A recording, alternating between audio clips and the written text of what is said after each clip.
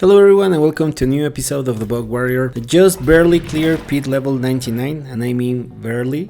If you watch you will see the dramatic end. Anyhow, I wanted to try now the Whirlwind version that the top players are using, and it is weird because you have to do this dance between activating Whirlwind to get the bonus damage from the Wandering Dead's chest beam that lasts 1 second. Yeah, you heard right, only 1 second. So basically you have to channel Whirlwind for a second or two, go back to activate all your other skills, then go back to Whirlwind and repeat all over again. It isn't fun as the other version I showed earlier today that uses Grievor's boss power, but truth be told, it is way stronger if you learn to master the dance. I haven't mastered it, think of me as a noob using Whirlwind, yet it shows how strong the build is. Clearly this is the strongest build for the Barbarian in Season 8. One thing I do want to praise about Whirlwind is how much you survive and avoid death. This can be seen especially when fighting the Guardian, as it summons the echoes of multiple bosses or lords. When they fire at you, as long as you're channeling Whirlwind, you dodge a lot of those attacks.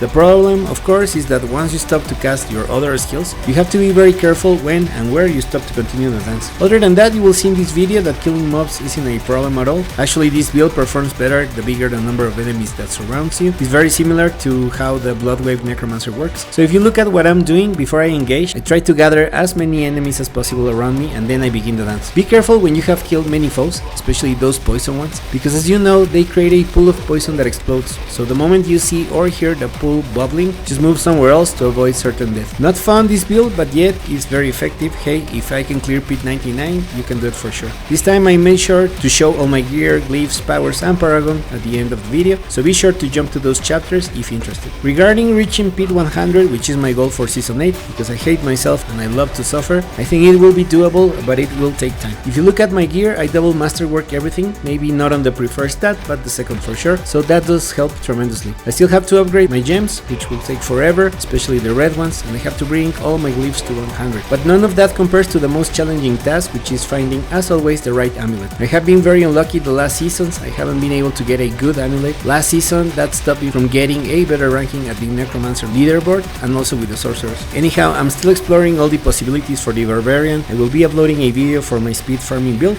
which will help you, hopefully, and now is at last coming together. And same as usual, I will leave the links to my Diablo 4 planners at the description. We reached the end of the video. Thank you very much for watching. If you made it this far and found the video interesting or useful, please consider to share, like, comment or subscribe, and I will see you in the next one. Enjoy the rest of the run if you do decide to stick around.